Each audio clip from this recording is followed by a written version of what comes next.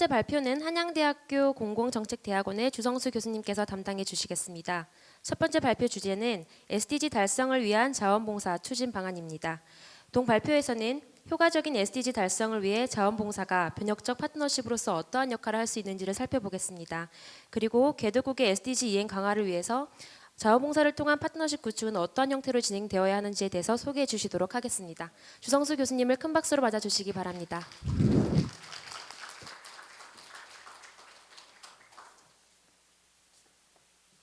개발협력 포럼이 34회를 거듭하면서 특히 이번에 해외봉사를 처음 주제로 채택했다는데 저도 좀 놀랐습니다. 코이카이 전체 예산의 약 17%를 해외봉사에 쓸 정도로 상당히 한국으로서는 해외봉사의 비중을 또 정책적인 우선순위를 갖고 있는데 좀 늦은 감이 있다 하는 생각도 들고, 또 여러분 아시듯이 MDG에서는 이 해외봉사, 볼런티어링이 크게 부각이 되지 않았는데 SDG 와서 상당히 지금 이미 유엔이 이 SDG 준비한 과정, 포스트 2015 준비 과정에서 상당한 부각된 영역이 바로 이 볼런티어링 영역입니다.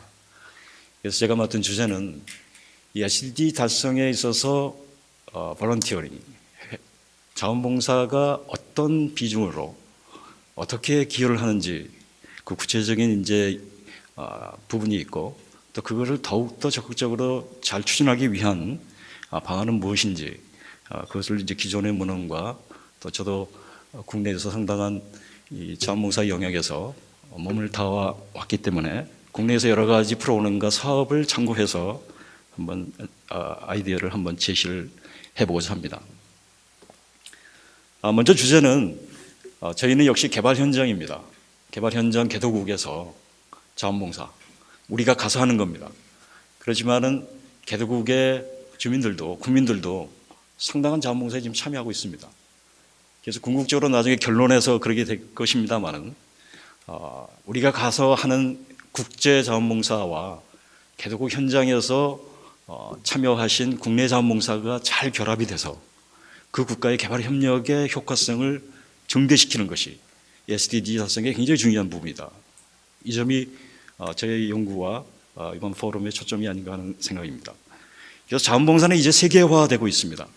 여러분이 구체적인 자료는 여기 소개된 CAF의 세계 기빙 인덱스인데 여기에 자원봉사와 기부와 이런 자료가 상당히 나와 있습니다.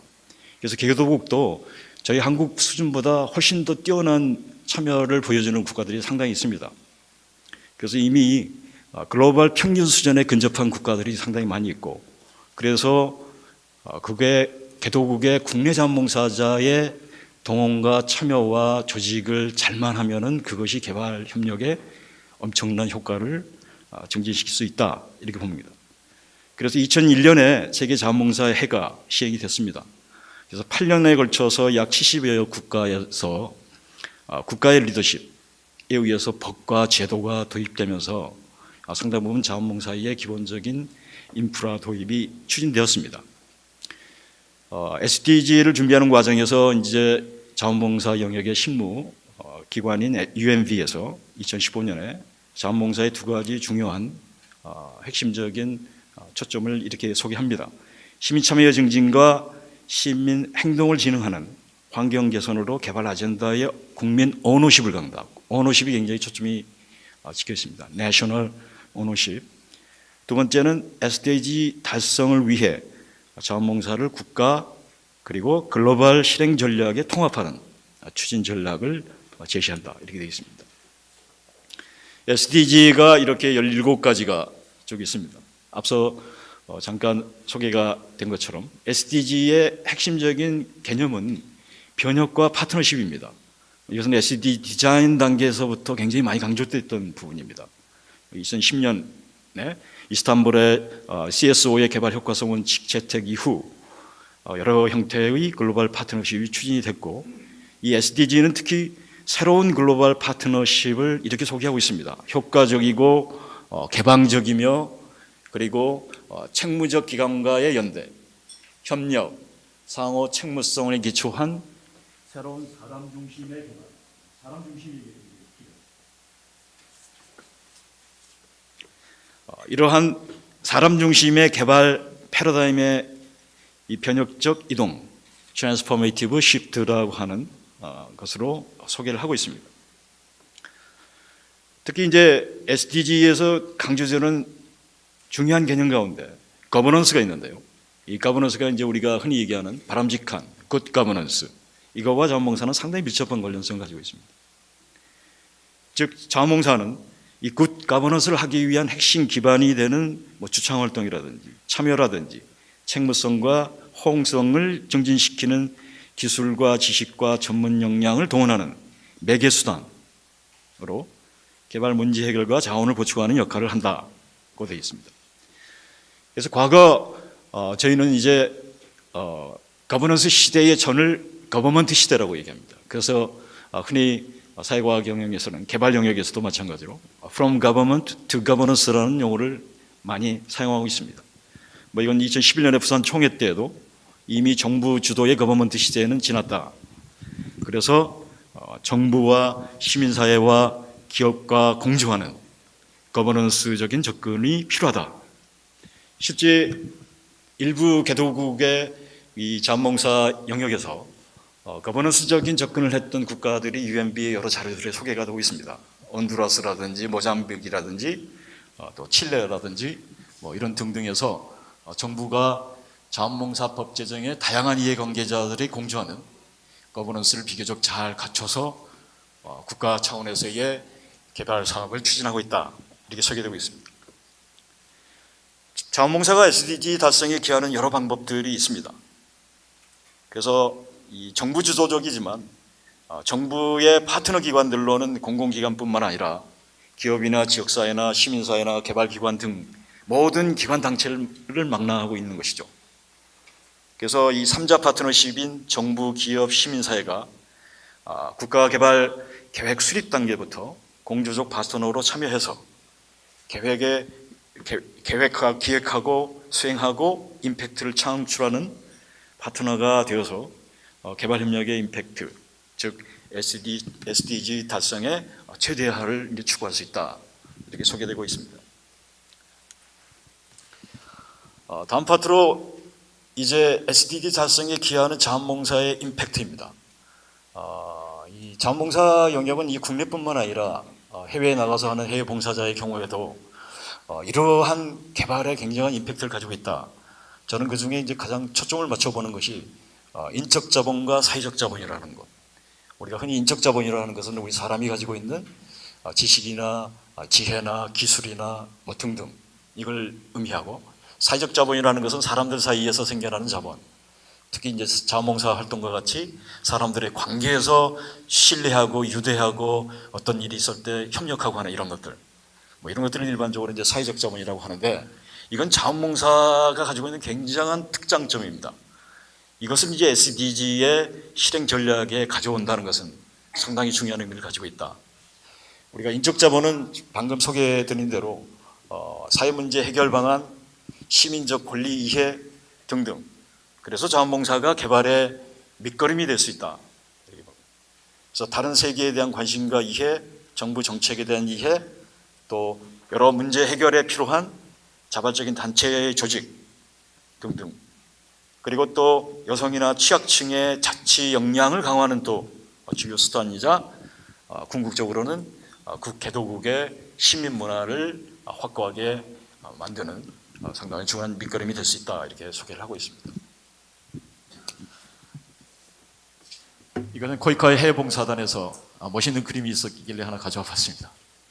그래서 자원봉사를 통해 가지고 어떠한 자원봉사가 개발에 이 내재적 가치에 기여하는가, 그것을 이제 소개를 하면 자원봉사자들이 하는 활동, 기술, 지식을 잘 활용해서 조직들과 지역사회에 어떻게 공유하는지 중장기 임팩트에 초점을 맞추게 됩니다. 그래서 자원봉사의 효과는 당장 나타나지는 않습니다. 이게 누적이 돼서 해를 거듭하면서 중장기적으로 사람들 사이에 협력과 신뢰와 유대가 생기면서 중장기적인 임팩트가 발생한다라고 보는 것이죠. 그래서 자원봉사의 연대나 상호 호혜성, 신뢰, 존중, 공조적인 학습 등을 통해서 자원봉사자들은 융통성을 갖고 적응성과 접근성을 갖고 어떤 가치 있는 변화에 대한 지지의 동기를 갖게 되는 것이다. 그래서 자원봉사는 일반적으로 두 가지 성과가 있다고 구별을 우리가 해볼 수가 있습니다. 하드적인 성과와 소프트적인 성과. 하드적인 것이라는 것은 우리가 가지고 있는 어떤 전문 기술이나 기술적인 어떤 지식의 개선, 그것이 이제 하드적인 성과. 그런 것들은 우리가 어떤 프로그램을 통해 가지고 사람들이 그런 기술을 습득해서 활용하고 하는 데서 나타나게 되는 것이죠. 그런데 우리가 더 이제 장기적인, 중장기적인 성과를 기대한다는 것은 뭐냐? 결국은 자원봉사의 사람들의 개인의 사고방식과 행태의 변화입니다. 이거는 단기간에 나타나기 어렵죠. 좀 중장기에 걸치는 것이죠. 그러나 자원봉사를 통해서 사람들은 이러한 사고방식과 행태의 변화를 일으킨다는 겁니다. 그래서 도덕과 윤리관이라든지 자기의 확신이라든지 문제 해결과 분석 기술의 개선이라든지 타인과의 협조적인 활동이라든지 그래서 이러한 것들이 사회 변화를 위한 선결 조건이 되고 개발의 능동적인 참여자로 변혁을 끌어내는 그래서 아마도 SDG 2030년까지 내년부터라도 실천적인 방안들을 짜서 시행한다면 우리가 중장기적인 이런 개발의 변화가 일어날 것이다. 이렇게 기대를 해볼 수가 있습니다. 다음은 이제 사회자본입니다. 사회자본은 앞서 말씀드린 대로 사람들 사이에 생기는 자본이에요. 그래서 유대와 신뢰, 그래서 새로운 관계, 새로운 네트워크 규범이 생성되는 특히 소외층의 좌절이나 무관심으로부터 보호하는 방치된 소외층들이 많이 있습니다. 그들에게 찾아가서 함께 더불어 어떤 보호를 하거나 참여를 유도하는, 이끌어내는 그리고 또 소외층과 불이익층의 요구에 호응해서 민족이나 인종이나 종교적 다양성에 대한 관용의 정신을 자원봉사를 통해서 배양할 수 있다. 소득이나 성 연령에 기초하는 분열과 갈등의 사회에 조정과 통합을 모색합니다.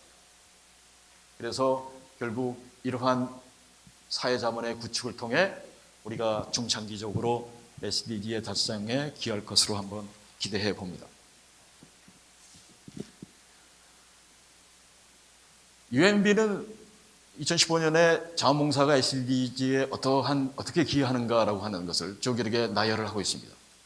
인식을 개선을 한다든지 기획 실험 모니터링 과정에 시민 참여를 이룬다든지 또 시민이 주도되어 자료 수집을 해서 SDG의 진전도를 모니터링한다든지 지식 공유 이전의 증진과 전문 기술의 타 지역의 보고 기초 서비스 부족 지역과 대상층의 서비스를 보충해 주는 역할 그리고 지역의 SDG 증진을 위한 모범적인 행태와 사례 보급 등과 같은 것들이 꼽히고 있습니다.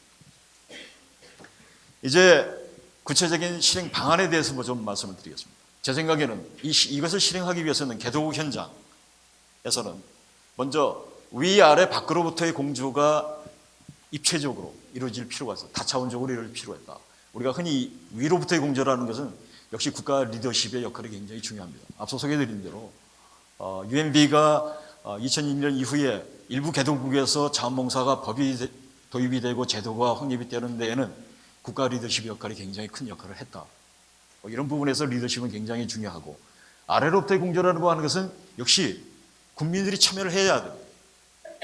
그래서 국민들이 참여할 수 있는 그런 자원봉사의 문화적인 토양은 앞서 소개드린 대로 개도국도 상당합니다.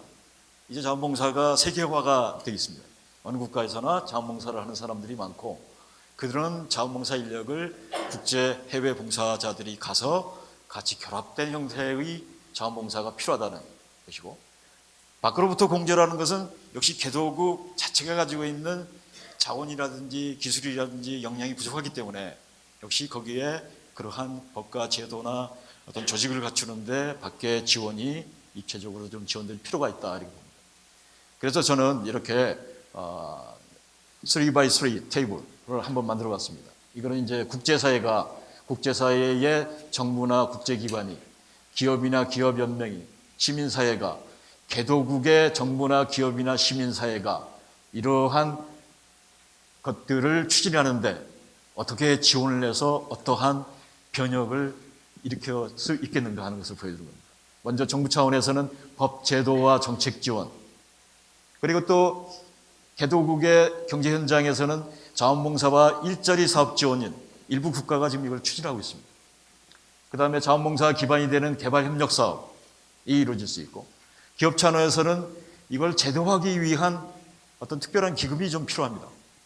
그것을 진흥하는 기금이라는 형태로.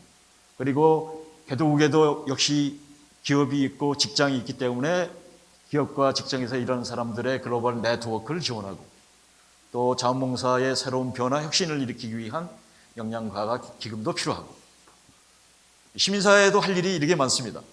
우리 한국의 예를 들어서 자원봉사 협의회라든지 이런 전문 단체들이 개도국에 가서 개도국의 정부도 이렇게 지원할 수 있고, 즉 인프라와 생태계 전략 수립하는 데 도움을 주고, 또 기업들에게는 직원 봉사 프로그램 리더십 개발이라든지, 그리고 또 마지막으로 이 자원봉사계가 자체 조직을 갖추고 그래서 관리자 교육을 할 수 있다든지, 이런 9개 정도의 구체적인 방안들을 우리가 한번 상정해 볼 수가 있습니다. 그래서 정부 부분이 앞서 설명드린 대로 굉장히 중요한 역할을 합니다. 그래서 개도국의 일부 국가의 사례가 나오는데요. 온두라스 같은 경우에는 2011년에 의회가 입법으로 해서 공공민간 시민사회 조직에서 국가 개발의 활동을 지원하는 정책을 이미 착수해서 지금 SDG 이 과정에서도 베스트 프랙티스로 소개될 정도로, 페루도 남미를 대표하는 법적 제도화가 잘 되어 있는, 그래서 여기에는 자원봉사 행정국을 개설한다든지 이런 행정체계를 갖추고 있습니다. 이것도 다 앞서 말씀드린 위나 밖으로부터의 지원을 통해서 이러한 일들이 가능해지고 있다. 또 기업의 포용적 비즈니스 지원 방안도 있습니다. 국내외의 CSR을 추진하면서 해외 봉사, 자원봉사가 결합이 될 수 있고, 코이카를 비롯한 피스코나 지카 등이 개발 협력 프로그램에도 어떤 중소기업 육성이나 청년 구직으로 자원봉사를 활용하는, 이 자원봉사가 일종의 디딤돌 역할을 하는 그런 형태의 사업이다, 이렇게 볼 수가 있습니다.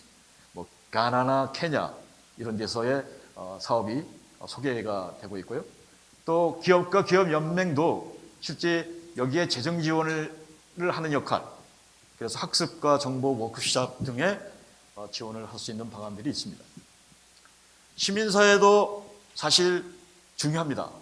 우리가 개도국의 역량 강화 가운데에는 시민사회의 역량 강화를 하는 방안이 많이 언급이 되고 있습니다. 시민사회는 사실 활동을 하려면 자원봉사자가 많이 필요하죠. 그런 자원봉사자의 역량 강화, 자원봉사를 통한 시민사회 단체들의 역량 강화를 할 수 있는 방안들이 많이 소개가 되고 있습니다. 여러분이 자세히 또 읽어보시면 될 것 같고, 그 다음에 이제 하나 더 추가한다면, 역시 국내와, 즉 개도국 국내 봉사자와 해외에서 간 국제 봉사자 사이의 통합적인 추진 전략입니다. 이것은 상당히 많은 사례가 없습니다만은, 영국의 VSO가 2011년부터 DFID의 재정 지원을 받아서 ICS 국제봉사를 시행을 해서 영국에서 간 봉사자와 수원국 봉사자가 협력을 한 사업을 추진한 결과 상당히 사업에 대해서 긍정적인 평가를 받고 있는 사례를 잠깐 소개해 드릴 수가 있습니다. 그래서 맺는 말로는 우리가 이제 개도국의 개발을 지원하기 위해서 자원봉사가 상당한 밑거름 역할을 한다. 그리고 중장기적으로는 그곳에 시민들의 역량 참여를 동원해서 시민사회도 역량 강화를 할 수 있고, 그리고 또 개발의 성과를 SDG 17가지 다 해당되는, 거의 모든 영역에 해당되는 것을 할 수 있다. 그래서 특별히 강조하는 것은 일부 국가의 경우 자원봉사 센터를 개설하는 것들을 지원해 볼 수가 있다는 것.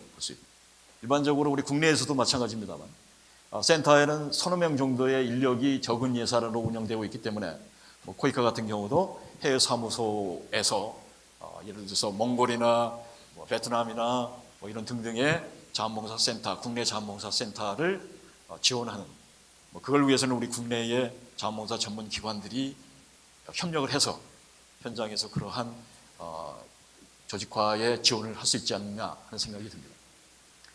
그 다음에는 자원봉사가 개발의 여러 가지 그 영역 가운데 범분야 개발 전략으로도 충실될 수가 있습니다.